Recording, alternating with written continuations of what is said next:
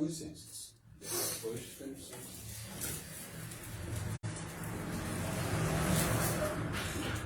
Capítulo 4.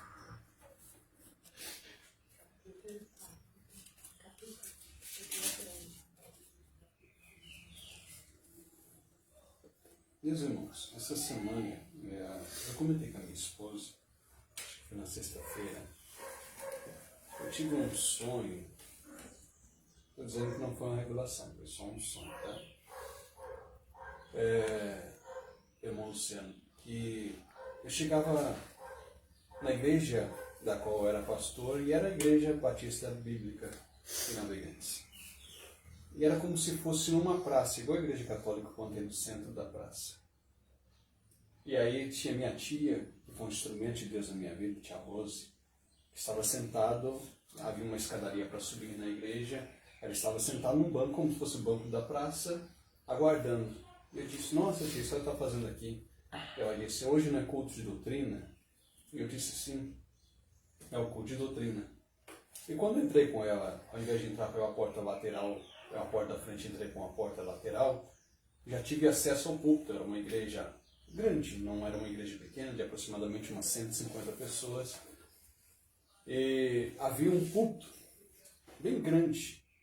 No púlpito havia cerca de 5, 6 pastores já, todos anciões, todos homens assim, já de cabelo branco, só eu que não tinha cabelo, né? Se deixar ficar branco também.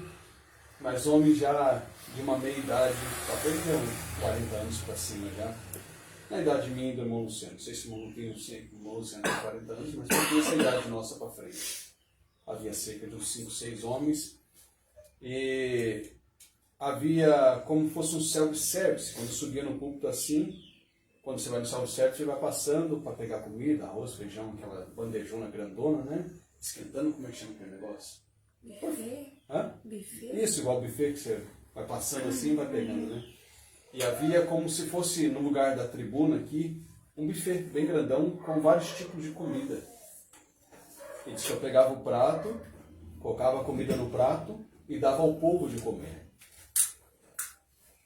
E então eu entendi que o Senhor estava dizendo no meu coração que era para pregar, ensinar e alimentar o povo com a doutrina do Senhor, com os ensinos do Senhor. Quando nós partimos aqui para 1 Timóteo capítulo 4, Paulo vai falar sobre a doutrina de Cristo. Só no livro de 1 Timóteo, irmãos, repete 18 vezes a palavra doutrina, ensino, ensinamento. Por 18 vezes Paulo vai explicar Timóteo, só no primeiro livro. Fora isso, no segundo livro e também no livro de Efésios, que também nosso irmão Timóteo era pastor em Éfeso. Então observe que aqui a palavra-chave que sempre vai aparecer no livro de 1 Timóteo é doutrina, ensino, explicação, posição. É isso que o Senhor aguarda de nós, que nós aprendamos a sua doutrina. E a Bíblia diz que a sua doutrina não é pesada, a sua doutrina é santa, é pura e é verdadeira. Irmãos, no capítulo 4, versículo 1, Paulo vai dizer assim: mas o Espírito expressamente diz que nos últimos tempos apostatarão alguns da fé, dando ouvidos a espíritos enganadores e a doutrina de demônios, pela hipocrisia de homens que falam mentiras, tendo cauterizado a sua própria consciência. Eu me assustei porque na quinta-feira, se não me falha a memória, enquanto estava no trabalho e o rádio estava ligado, começou a tocar, numa rádio evangélica, começou a tocar uma música de sofrência mesmo. Igual essas músicas estão tocando aí, esses forró meio esquisitos aí, por fim. Uma música de sofrência, de Raíssa e Ravel. E a música diz assim: antes que a rosa murche, que o sol enfraqueça, que se perca o brilho da lua na noite fria, lembre-se de mim, que sempre estive aqui. Antes que as rugas venham em teu rosto se hospedar, e ao romper da aurora a dor vier te abraçar, quando a tua juventude acabar, eu direi: a tua força é grande, vê se aproveita. O amanhã é tarde, vê se não esqueça. Do Criador nos dias da tua mocidade. Pense bem nas consequências, na tua indecisão. Te chamo hoje, vem andar comigo na contramão. Preparei lindos projetos, não desista não. E aí o coro diz assim: leva eu para a tua casa, me chama para conversar. De madrugada leva eu para a tua vida, me apresenta na tua roda de amigo, e na festa da família leva eu. Para lutar as tuas guerras leva eu. Para curar tuas feridas leva eu. Eu quero ser teu amigo, eu quero ser o teu Deus. Vocês observaram o tamanho da heresia que eu acabei de ler para os irmãos? Não sei se os irmãos prestaram atenção. O tamanho, e assim, aquela sofrência. Leva eu para a tua casa, leva eu para a tua família, leva eu para os teus amigos. Como se Deus estivesse pedindo: olha, por favor, me apresenta na tua roda de amigos. Eu quero ser Deus. Ao absurdo que nós chegamos, meus irmãos. E isso demonstra claramente que a doutrina de Cristo no Brasil está sendo de uma maneira vituperada, deturpada, destruída. Ontem era por volta de quase meia-noite, eu estava vendo o pastor Ademar Alves Lacerda pregando sobre o não ter pastoras. A posição da Igreja Pentecostal de Jesus Cristo no Paraná e no todo o Brasil é o não ministério feminino, de mulheres não serem pastoras. E o que me assustou quando eu fui olhar os comentários embaixo, eu vi mulheres e homens defendendo assim: eu sei que não existe pastora na Bíblia, mas quando Deus quer, Ele levanta e unge a quem quer. Vocês entenderam a posição desse povo? Eu sei que não existe pastora na Bíblia, mas quando Deus quer, irmão Luciano, Ele levanta e unge a quem quer. A minha pergunta é: Deus é mentiroso? Romanos 3,4 diz que todo homem seja mentiroso e Deus verdadeiro. Deus é verdadeiro, o homem é mentiroso. Eu sei que não existe 3, 4 casamentos, mas quando Deus quer, Ele une e pronto, acabou. Eu sei que não existe na Bíblia casamento homoafetivo, mas quando Deus quer, Ele une, pronto, acabou. Eu sei que não existe na Bíblia, eu sei que na Bíblia está escrito bem claro que aquele que for pregar, ele deve ser experimentado na palavra, como foi falado aqui na quarta-feira. Mas quando Deus levanta uma criança para falar, pronto, acabou. São pequenas heresias que vão entrando dentro da igreja por falta do quê? De homens que se dediquem ao ensino das Escrituras. Deus não chamou nenhuma mulher para ser pastora, Deus não chamou nenhuma mulher para ser diaconisa, Deus não chamou nenhuma mulher para ser missionária, a não ser pregar. A palavra missionária para o mundo atual é alguém que tem um título, mas a palavra missionária não está na Bíblia, e por fim, missão é aquele que sai pregar e evangelizar a Cristo aos demais povos. Eu não estou dizendo que mulher não pode pregar, eu estou dizendo que mulher não foi chamada para ser pastora. E qualquer mulher que advoga esse nome, esse título para si, ela está a partir do pressuposto do capítulo 4, versículo 1. Doutrina de demônios e ensinos de homens. Ou ensinos de homens e doutrinas de demônios. É terrível que nós estamos vendo a igreja brasileira que diz: leva eu. Eu diria a tua força é grande. Leva eu para a roda de amigo. Mas cabe aí, irmão? Não, para só aí. Charles Haddon Spurgeon, que foi um dos maiores pregadores deste mundo, conhecido como príncipe dos pregadores, era um pastor batista. E na sua época ele achou coisas terríveis até no meio dos inários batistas. E ele teve que formar o seu próprio inário. Se os irmãos observar comigo, lá no ali da carta cristã, eu vou mostrar para os irmãos alguns erros teológicos. 1:9:3. Um hino muito conhecido, a inódia é muito conhecida.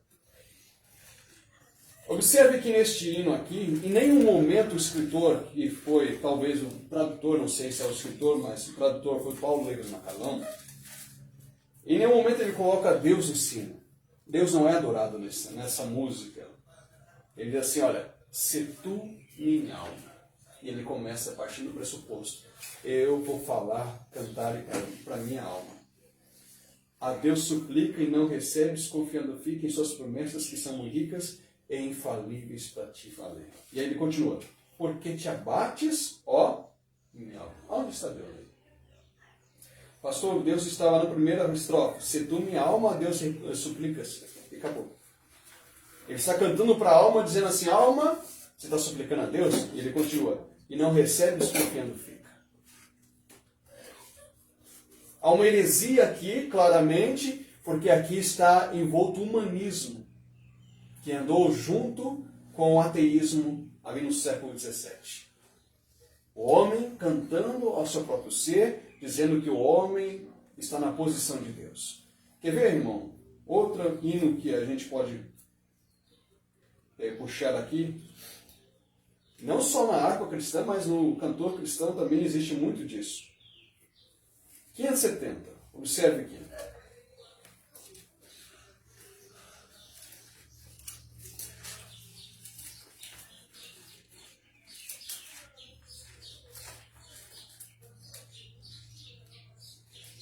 Ao findar o labor desta vida, quando a morte ao teu lado chegar, que destino terá tua alma, qual será no futuro teu lar? Meu amigo, hoje tu tens a escolha. Ficou meio estranho, não? Assim, eu já me liguei, mas daí eu não quis parar de cantar. Pra não deixar o Luciano com vergonha. Vida ou morte, qual vais aceitar? Amanhã pode ser muito tarde. Hoje Cristo te quer libertar. Cristo quer te libertar e pode libertar. Quer ver? Verso 5, lá no último estrofe. Se decides deixar os teus pecados e entregar a tua vida a Jesus, trilharás-se na última hora um caminho brilhante de luz. Se decide deixar teus pecados. Esses dias a gente cantou um hino aqui, até do cantor cristão também. Eu não lembro quem foi. Fora aquele seu ainda. Fora o seu ainda, teve outro que a gente cantou que foi terrível, que foi, meu Deus, destruiu o nome de Jesus. É que não seja eu. Não lembro quem foi, olha. 196. Na primeira estrofe há um erro, mas a gente deixa passar. Já achei uma flor gloriosa, e quem deseja a mesma terá. A rosa de Sarão preciosa, entre mil mais beleza terá, no vale de sombra da morte, nas alturas de glória e luz. Essa rosa será minha sorte, precioso para mim é Jesus. Mas observem no versículo, na última estrofe, diz assim: vai buscar a Jesus precioso, vai depressa, a noite já vem. E se perdes o amor glorioso, será triste para ti ou além. Esta flor hoje é ofertada. Jesus é ofertado? É que nem ontem eu estava ouvindo um pastor que, distorcendo totalmente os ensinos, dizia assim: Jesus está na porta do coração batendo. Jesus, essa flor hoje é ofertada. A quem humildemente a buscar, será logo da terra tirada para brilhar em outro lugar. Observe, irmãos.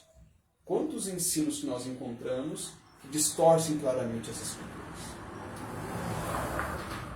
Não é só Raíssa e Ravel, não é só a harpa cristã, não é só o cantor cristão.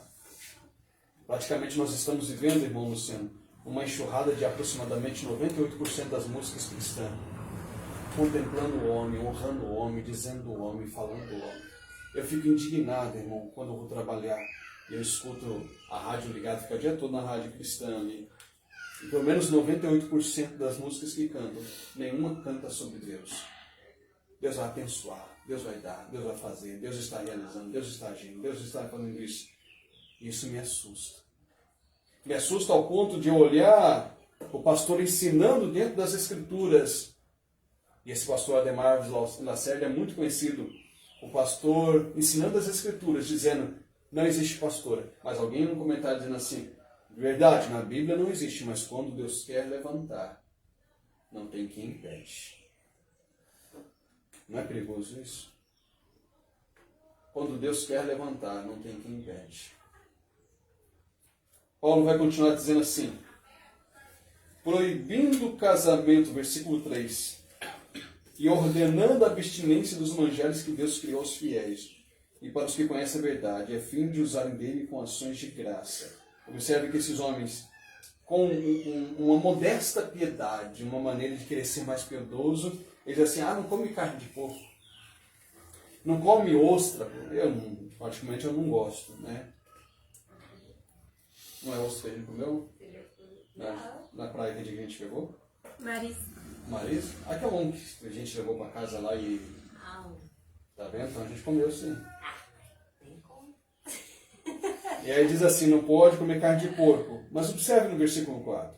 Porque toda criatura de Deus é boa, e não há nada que rejeitar, sendo recebido com ações de graça. Ou seja, o que Deus criou é bom. Eu não devo rejeitar nenhuma comida que Deus criou. E o que eu faço? Eu oro, sendo recebido com ação de graça. Senhor, muito obrigado por este alimento. Verso 5. Porque pela palavra de Deus e pela oração é santificada. A palavra de Deus já está dizendo, a carne e porco pode comer. Por quê? Pela palavra e pela oração, Senhor, te dou graça por esse alimento, ela é santificada. Agora, compare comigo agora o versículo 6. Antes de eu continuar, irmão, observe que Pedro também vai falar acerca da nossa fé. Se você observar comigo em 1 Pedro capítulo 3, acerca da doutrina de Cristo,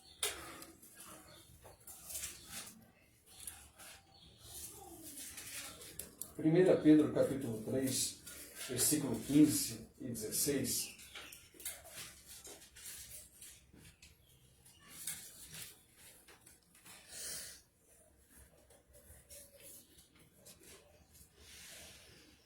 Pedro capítulo 3, versículo 15. Antes, santificai a Cristo como Senhor em vossos corações, e estais sempre preparados para responder com mansidão e temor a qualquer que vos pedir a razão da esperança que há em vós. Qualquer que perguntar acerca da fé que está em vós, estáis sempre preparados para responder com mansidão e temor. Verso 16. Tendo uma boa consciência para que, naquilo em que fala mal de vós, como de malfeitores, fiquem confundidos os que blasfemam do vosso bom porte em Cristo. Então nós devemos estar sempre preparados para aquilo que falam mal de nós, para responder acerca da nossa fé. Nós devemos estar preparados para que quando vierem falar mal de nós, fiquem confundidos. Irmãos, deixa eu dizer algo para os irmãos interessante. A nação brasileira, a igreja brasileira chegou a um ponto de comer de tudo, e a Bíblia diz, examinar tudo, mas retende o que é bom, e ela jogar o que é fora bom e ficar somente com lixo. Só com lixo. Deixa eu contar algo para os irmãos. No século XVII, um jovem, por nome João Ferreira de Almeida, com 12 anos de idade, perdeu o pai e a mãe. Sendo criado na doutrina romanista, era um romano, da igreja romana, cria ele no Deus conforme havia ensinado. Mas aos 14 anos de idade, quantos anos? 14 anos, observe isso. João Ferreira de Almeida foi impactado com um folheto que ele recebeu de um protestante. E ele leu então a doutrina, protestante. Ele não leu a revelação, não leu o sonho, mas a doutrina protestante. E aos 14 anos de idade ele se converte a Cristo. Aos 15 anos de idade, 15 anos, meus irmãos, João Ferreira de Almeida ele começa a tradução do grego para a Bíblia na língua portuguesa. Foi o primeiro tradutor que nós tivemos com 15 anos de idade. Quantos anos, Ana? 15 anos de idade. Com temor no coração, ele traduz pela primeira vez, com 15 anos de idade, a Bíblia do grego e hebraico para o português. E a gente depara com pastores, irmão Luciano, com 40 anos, às vezes, de ministério, nem de idade, de 40 anos de ministério. Pessoas com 20 anos de ministério, que não conhecem a própria Escritura. E um jovem que havia se convertido mais de um ano e alguns meses, com 15 anos de idade, ele traduz a palavra de Deus. João Ferreira de Almeida, ele foi pastor. e foi um instrumento de Deus na Batávia, lá para o da Ásia Menor. Foi um instrumento de Deus ainda jovem e morreu aos 54 anos, se não me falha a memória, alguma coisa assim. Foi alguém que Deus escolheu para traduzir a Bíblia do original para o português. João Ferreira de Almeida, aos 15 anos de idade, sabia sobre teologia. João Ferreira de Almeida sabia o original do grego koiné, uma língua não falada mais na sua época. Ela perdeu a fala dela já nos primeiros séculos da era cristã. João Ferreira de Almeida já conhecia o hebraico. João Ferreira de Almeida já falava inglês e espanhol, com 15 anos de idade. Com 16 anos ele já dominava as doutrinas bíblicas, pregando a palavra de Deus. E tem gente, irmão Luciano, com 20 anos, como pastor, irmão, que você vai perguntar para ele assim, o que é eleição, irmão? É a do Bolsonaro e do Lula, né? Não é assim, irmão, Paulo? Você vai perguntar para ele assim, irmão, me defina a trindade. Aí ele vem com a heresia. Não, trindade é assim, é o sol, o calor e a luz. São três coisas que derivam de uma só. Não, isso é heresia, isso é modalismo. Trindade é um Deus em três pessoas sendo um Deus só. Aí você pergunta para ele assim, irmão, me defina tal doutrina cristã. O que é isso? Ah, eu não sei o que é. Eu só sei que Jesus salva, cura, batiza com o Espírito Santo e em breve vai voltar. Não é isso que vocês ouvem? Por muito tempo eu ouvi, até já no começo da minha fé, eu falei isso.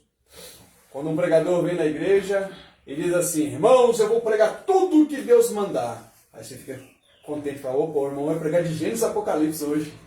O irmão vai ler a Bíblia toda. 1 Timóteo, dá só um exemplo, não precisa abrir não, tá? 1 Tessalonicenses 5,17, orai sem cessar, ponto final. Fecha a Bíblia. É do ponto final que eu vou falar, porque eu vou falar tudo que Deus mandar, porque eu não tenho compromisso com o homem. E a Bíblia diz o quê? Que nós somos membros de um só corpo. Você não tem compromisso com os homens que aqui estão, não tem compromisso com a igreja. Então não precisa pregar, porque não faz parte da igreja de Cristo. É do ponto final. Vou falar tudo que Deus mandar. Isso é muito perigoso, porque ao invés do presbítero ser dedicado à palavra, se você observar comigo, lá no capítulo 5, versículo 17 de 1 Timóteo, diz assim, os presbíteros que governem bem sejam estimados por dignos de duplicada honra, principalmente os que trabalham na palavra e na doutrina. O presbítero precisa trabalhar na palavra e na doutrina. Não é ler e fechar a Bíblia e falar assim, agora eu vou falar tudo que Deus mandar. Não é ler um versículo por dia em casa. É trabalhar, é lutar. Oi? É lutar, é observar, é caminhar dentro da palavra. É esmiuçar a palavra e dizer assim, eu vou pregar a palavra e a doutrina porque eu estou trabalhando nela. Mas hoje está tudo fácil, irmão.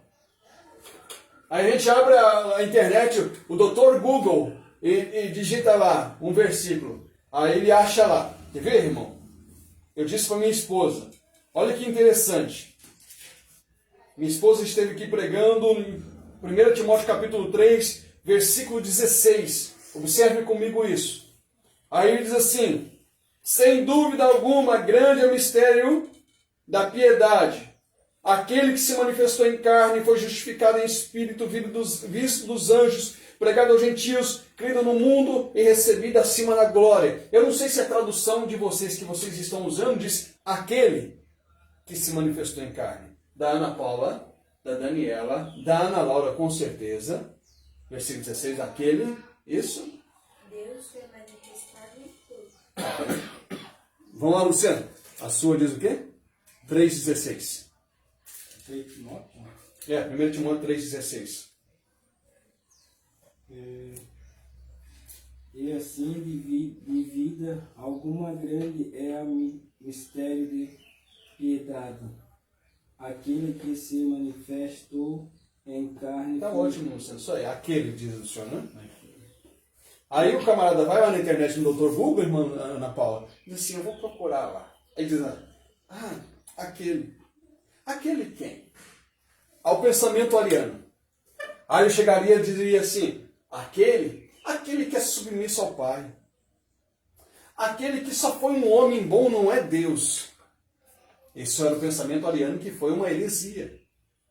O modalismo chegaria aqui e diria assim, aquele que estava na eternidade e era o Pai e se tornou filho e agora ele é Espírito. É esse. O humanismo chegaria aqui e pegaria esse versículo e diz assim, aquele que era um homem apenas um ensinador. O judeu diria assim, aquele que só foi um rabi, um maluco que viveu no passado. Mas quando a gente vai no original, nas Escrituras, e a gente pega uma tradução mais próxima ao original, que é a ACF, Almeida Corrigida Fiel, ela vai dizer assim, e sem dúvida alguma, grande é o mistério da piedade. Deus não é aquele. Deus se manifestou em carne. E por que nós temos aquele? Irmã Ana Paula, por que nós temos? Simplesmente pelo fato que dois ateus que não conheciam as Escrituras decidiram traduzir a Bíblia ao seu bel prazer no século XIX. E, para traduzir segundo o seu bel prazer, tirar a palavra Deus e colocar aquele. E hoje a maior parte das nossas traduções que aqui estamos usa essa passagem na tradução dos ateus, e não na mão daqueles que desde o século I até o século XIX utilizaram uma tradução verdadeira. Está vendo o perigo? Né? E aí eu, como presbítero, preciso o quê? Trabalhar, preciso vasculhar, preciso enxergar na Paula, preciso ver na onde está o erro. Quem fez? Quem errou? Por que uma diz Deus, a outra diz aquele? Por que somente duas traduções no mundo diz Deus e as demais traduções hoje tudo diz aquele? Por quê? Eu preciso investigar como presbítero. Uma parte dos presbíteros não vai fazer isso. Uma parte vai dizer, irmão, só foi, cada um traduz o que bem entende, é assim mesmo, porque Deus é bom, e aí fecha a Bíblia agora, porque a gente vai pregar do ponto final de Deus, Deus é o ponto final. Tem um ponto final na sua vida, mas a última palavra vem de Deus. Não, meu irmão, não é aquele. Deus se manifestou em carne. Como provamos isso? Evangelho de João, capítulo 1, versículo 1. No princípio era o Verbo, e o Verbo estava com Deus, e o Verbo era Deus. Vamos lá no versículo 6, então, nós precisamos estar preparados para responder acerca da nossa fé. Tem um amigo meu que é testemunha de Jeová. E aí eu sempre posto alguma coisa no status do WhatsApp, e ele lê, e ontem ele postou um versículo. Se não me falha a memória, 2 Pedro, capítulo 3, versículo 9, que diz assim, o Senhor não retarda a sua promessa, ainda que alguns a tenham por tardia. É longânimo para convosco, não querendo que ninguém se perca, mas que todos cheguem ao conhecimento da verdade. E a tradução que ele traduziu, e colocou lá, e eu vi ontem à noite, diz assim, Jeová não retarda a sua promessa. Espera aí, de onde está isso? Não existe Jeová naquele texto. O texto o versículo anterior fala de Jesus, o versículo posterior de Jesus, e ali resolveram traduzir seu bel prazer. E aí eu, como presbítero, preciso refutar isso. Dizia o texto então, Jeová não retarda a sua promessa, mas é longânimo para convosco e vai salvar a todos os homens. É isso que estava nas Escrituras? Não. Observe isso. Então observe comigo agora 1 Timóteo capítulo 4, versículo 6. Propondo essas coisas aos irmãos, será bom ministro de Jesus Cristo. Qual coisa que eu preciso propor? Os ensinamentos, a doutrina que está um pouquinho em cima, e você vai continuar lendo comigo sobre isso.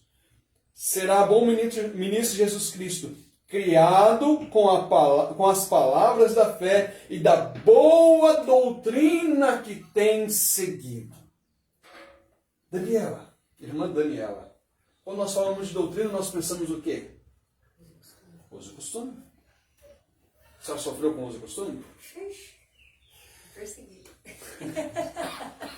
Você me perseguir, você também, irmã Ana Paula, sofreu? Quando nós pensamos em doutrina, nós pensamos o quê? Não pode cortar o cabelo, não pode fazer isso, não pode rapar a perna, não pode isso, não pode aquilo, não pode aquilo. Mas quando a Bíblia fala de doutrina, está falando dos ensinos das Escrituras, não dos ensinos de homens. Se nós observarmos o versículo 1 do capítulo 4, diz, né? Dando ouvidos a espíritos enganadores e a doutrina de demônios, pela hipocrisia de homens que falam mentiras, tendo morta sua própria consciência. Observe que os homens entesouram para si doutrinas, mas nós precisamos ficar com as doutrinas de Cristo, os ensinos de Cristo. Então observe que ele diz assim, olha, criado com as palavras da fé e da boa doutrina que tem seguido. Continua, verso 7. Mas rejeita as fábulas profanas e de velhas. Outra tradução também traduz como velhas caducas.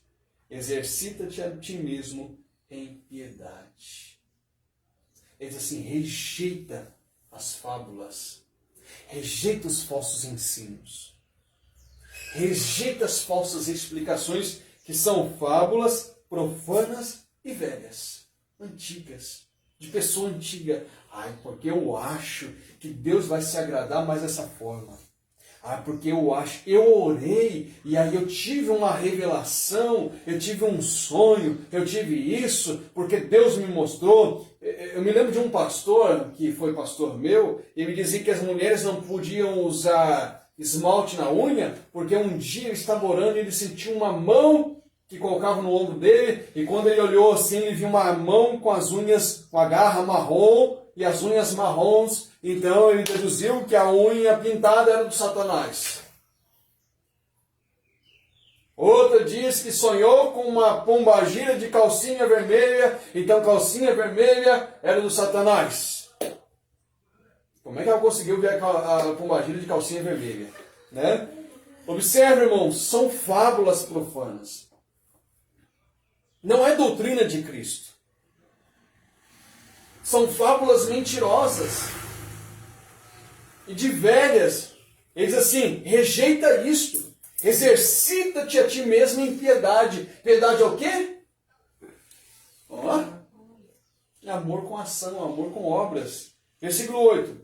Porque o exercício corporal para pouco aproveita, mas a piedade para tudo é proveitosa, tendo a promessa da vida presente e a de que há de vir. Vou voltar a essa passagem.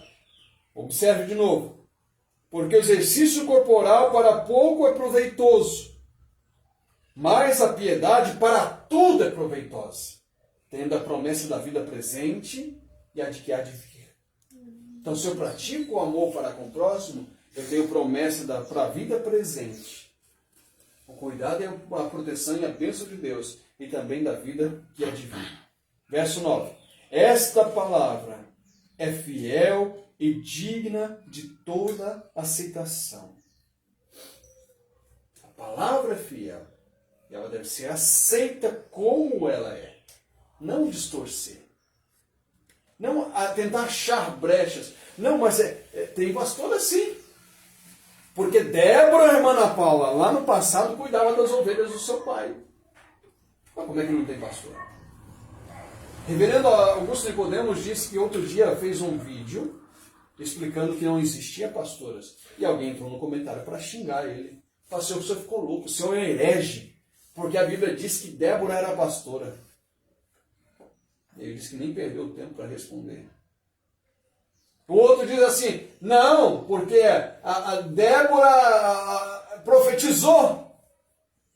Desculpa, a pastora era Raquel, né? Raquel era pastora de ovelhas.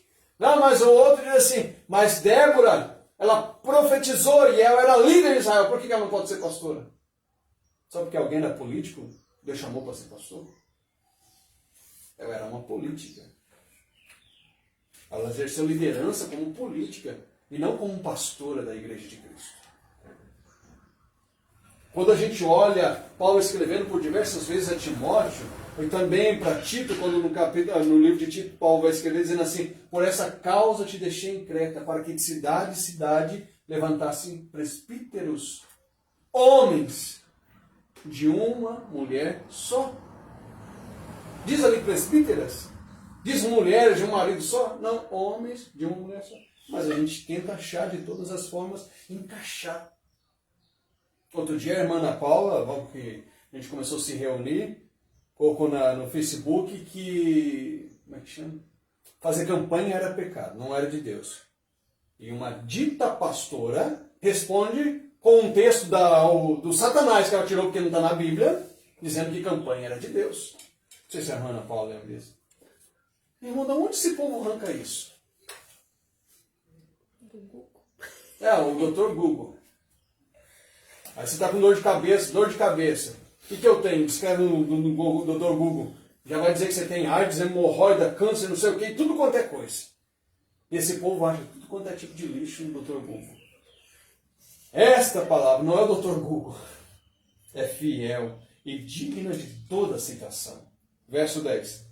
Porque para isso trabalhamos e lutamos, pois esperamos no Deus vivo, que é o Salvador de todos os homens, principalmente dos fiéis. Há um problema aí, irmão. Nós cremos que Jesus morreu pelos eleitos. Jesus sabe quem vai ser salvo e quem não vai ser salvo. Nós não sabemos, mas Jesus conhece. E aqui está dizendo que ele é Salvador de todos os homens. E agora? Aí o arminiano chega aqui e diz assim: Deus salva todos os homens, mas esquecendo a parte restante do versículo, principalmente dos fiéis. Mas peraí, Deus salva só os fiéis e depois os demais homens? Ou está um problema muito grande, ele salva todo mundo então? A palavra salvador aqui não simboliza salvação de uma redenção eterna.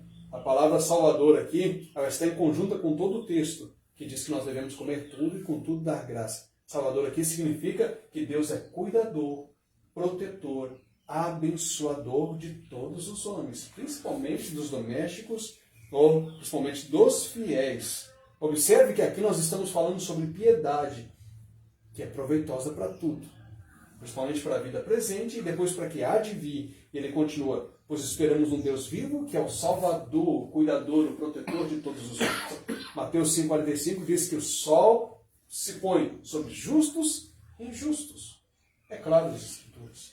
A gente precisa ficar arrumando um rolo. Mas está vendo aqui é Salvador. Então há um problema. Se Deus salva todos os homens são salvos. Todo mundo vai para o céu. Todo mundo está garantido salvação. E há uma problemática aqui. Versículo 11. Manda estas coisas e ensina-as. Versículo 12. Ninguém despreze a tua mocidade, mas sê exemplo dos fiéis. O pastor precisa ser exemplo dos fiéis. Quarta-feira aqui eu orei junto com os irmãos, o irmão Luciano, para que Deus possa dar graça ao irmão Luciano, e o irmão Luciano cada dia mais crescer em graça e conhecimento do Senhor, né? Para que logo o irmão Luciano, talvez lá no futuro, também a gente não saiba, possa se tornar um pastor, um presbítero, um ancião da casa do Senhor. E aí, irmão Luciano, eu deixo essa palavra para o Senhor. Né? Nós, como pastores, precisamos ser exemplo fiéis na palavra, no trato, na maneira de tratar as pessoas, no amor, no espírito, na fé e na pureza. Versículo 13. Persiste em ler, exortar e ensinar até que eu vá. Não desprezes o dom que há em ti, o qual te foi dado por profecia, com imposição da mão dos presbíteros. Medita estas coisas, ocupa-te nelas, para que o teu aproveitamento seja manifesto a todos. Versículo 16, eu vou encerrar por aqui, meus irmãos.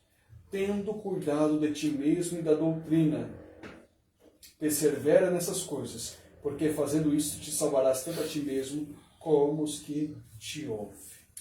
Tendo cuidado de ti mesmo e da doutrina. O mesmo cuidado que eu tenho que ter com o meu corpo, eu preciso ter com a doutrina de Cristo. A mesma proteção que eu tenho que ter com o meu corpo, eu preciso proteger a doutrina de Cristo.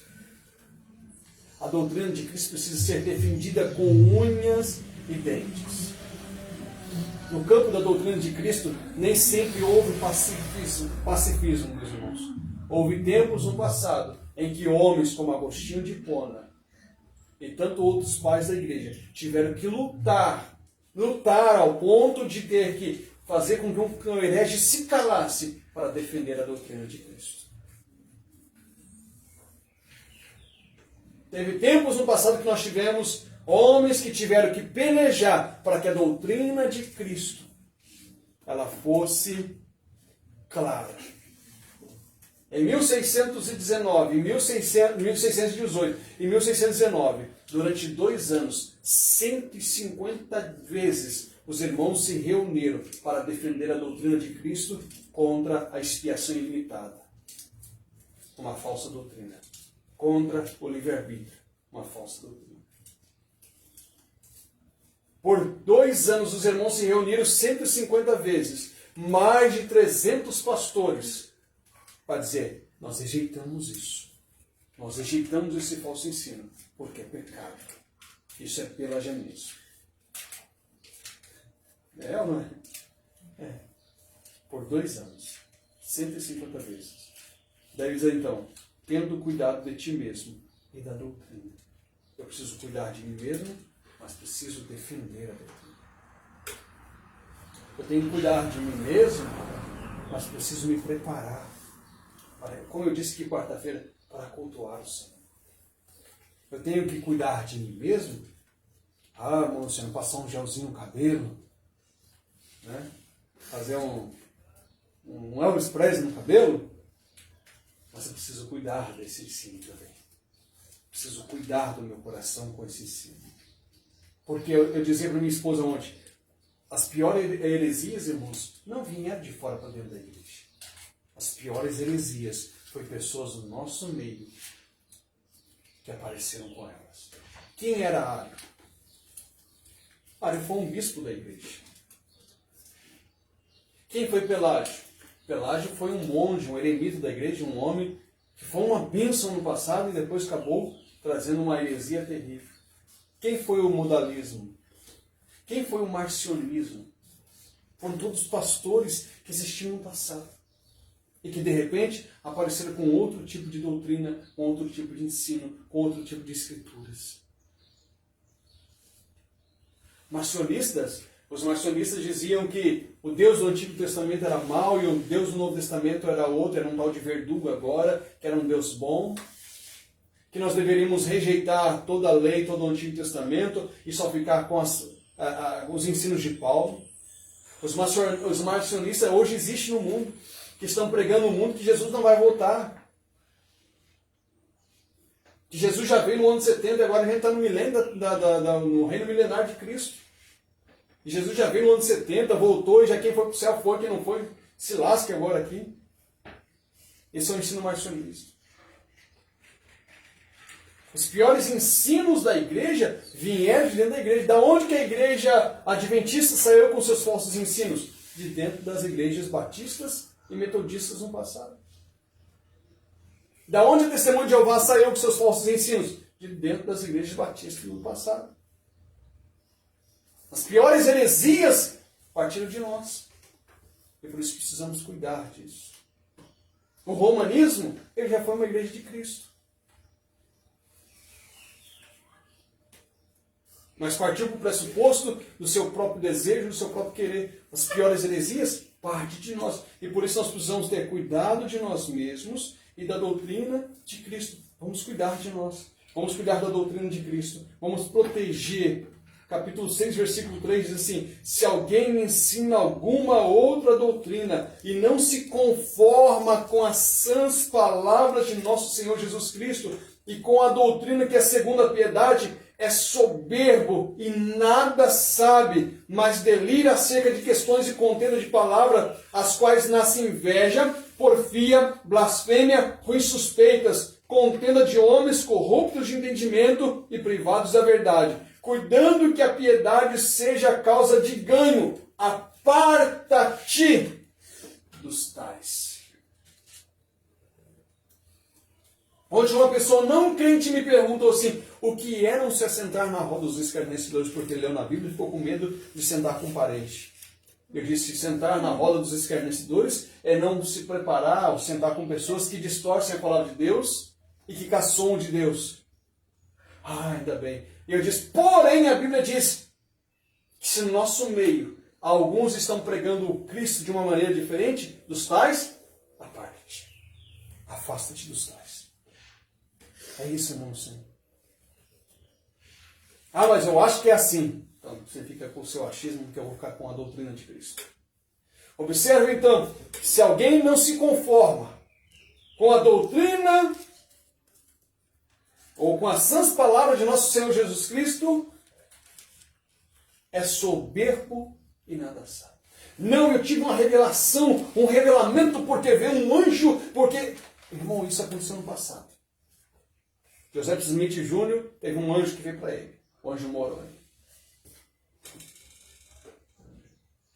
No princípio lá, os mileritas teve uma doutrina nova que veio, que vão a revelação do livro de Daniel e não sei o que, vão fazer a conta, e porque a conta agora Jesus vai vir no ano de 1844. Observe comigo ainda esse texto, meus irmãos. Versículo 14.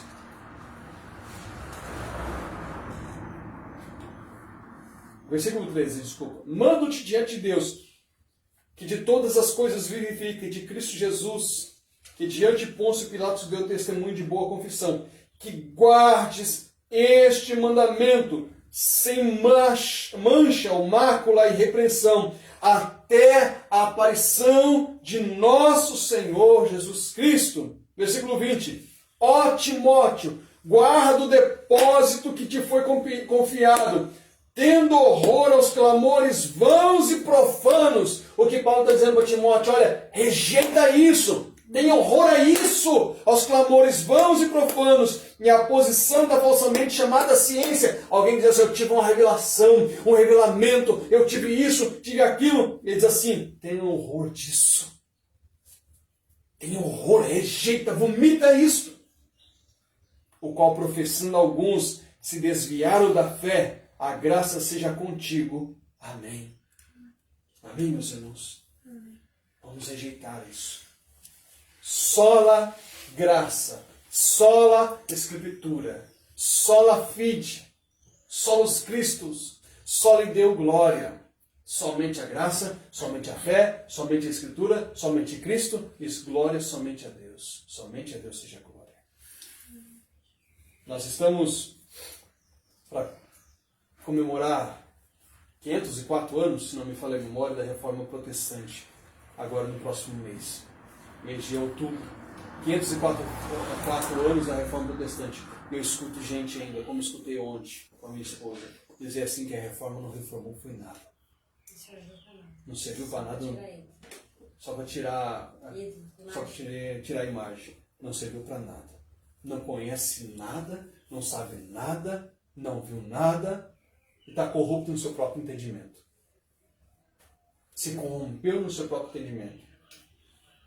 Ah, eu concordo com a igreja, porque eu saí da minha igreja agora, dizendo, eu saí da minha igreja, eu concordo com o batismo, concordo com a comunhão, mas não conformo com a doutrina da Trindade, não conformo com a imortalidade da alma. Meu irmão, é falta de ensino. Se a igreja dele se aplicasse mais a ensinar as Escrituras, talvez esse irmão tivesse o conhecimento da verdade. A função minha, a função do irmão Luciano no futuro, estou crendo, tá, irmão Luciano? A função minha agora é, pastor, eu tenho dúvida aqui. Me explica a Trindade. Eu não conheço ainda. Pastor, alguém me disse que quando morrermos vamos dormir. É verdade isso? Me explica isso. Estou com uma dúvida aqui. Será que a gente dorme, não dorme, morre, vai para o céu ou não? E agora, pastor? Há 2 semanas atrás alguém me fez essa pergunta. Ah, eu não creio no inferno. Não crê? Então Jesus é o maior mentiroso que existiu na face da terra. Porque Jesus disse por 20 vezes que o inferno era real. Que o inferno estava aí. Então Jesus é o maior mentiroso, porque ele explicou da parábola do rico, e do Lázaro. E aí eu fui explicando, mostrando o texto. Ixi, não é verdade que o céu, o inferno existe mesmo? Insiste. E nós precisamos, como servos de Deus, atentar para essas doutrinas. Olhar para Cristo, a sua palavra, e dizer assim, eu quero Cristo, eu quero a sua palavra, eu vou guardar, eu vou proteger. Porque se eu não protejo a doutrina de Cristo, eu naufrago na fé. A minha fé não é verdadeira. A minha fé não é verdadeira. Alguém lembra o quinto ponto do calvinismo? Vamos lá, irmã Paula, senta assim, Daniela. Hã? Quinto ponto do calvinismo, não é só os 5 solas, não. A perseverança dos santos. Como eu sei que eu sou salvo? Porque eu estou perseverando na doutrina de Cristo. Porque eu estou comendo a sua doutrina. Estou vivendo a sua doutrina. Como eu sei que eu não sou salvo? Porque eu ando paralelo, ou de ideia em ideia, de ensino em ensino, de conversa em conversa. Mas se eu ando na doutrina de Cristo, eu estou sendo perseverante. Isso demonstra que o Espírito Santo está me guardando e me protegendo para o dia da vinda do Senhor Jesus. Amém? Nos coloquemos em pé, meus irmãos. Eu tenho 5 minutos para acabar o nosso culto. Você que tem um cantor. Ah, cadê a...